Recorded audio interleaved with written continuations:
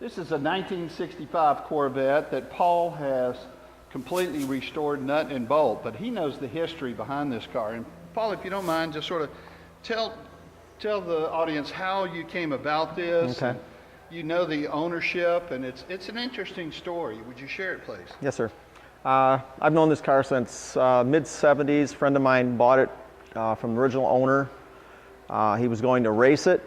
He was going to flare it and race it. He pulled it all apart and went through a divorce and never did a thing with it. The car went through a couple people who were going to restore it. They also never did anything with it. So the last owner that I purchased it from, he owned it the last 27, 28 years. He rebuilt the engine, transmission, bought a few parts for it, and again, never finished it. He kind of amateurly started restoring it, and I think I made it a little bit better. Basically, this sat in a garage?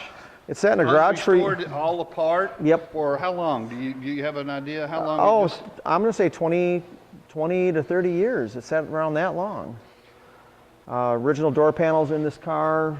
Dash is original. I, of course, have to replace the seat covers and carpeting.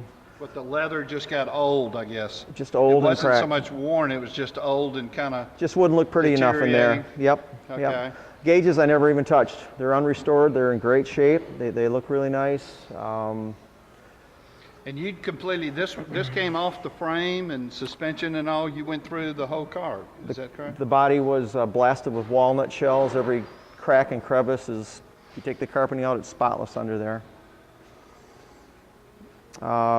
Replaced or rebuilt anything that needed to be rebuilt. And you re-chromed the bumpers? Re-chromed the bumpers.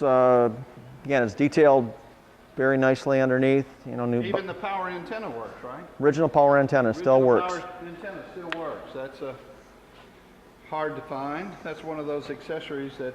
It's got a new old stock GM radiator in it.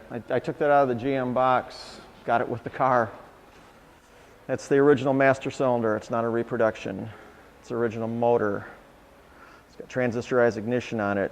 That's a rare option for a small block of a 350 horse. And yep. the TI is up pretty close to where the camera is, up in front of the horn relay yep. up there, correct? Mm-hmm. So you just did a beautiful job on this. There's no doubt about it. And this is a love and passion to do a car that requires complete assembly and making everything right before you put it back together. Approximately how many hours do you think is in something, the project of this, from the time you picked it up and loaded all the parts and pieces on a trailer to the time that I bought it from you? I did the car in 9 months, but to me that's kind of fast. But I can't tell you how many 8 in the morning till midnight hours in this car. To guess hours, I can't guess. All I know is I was tired a lot.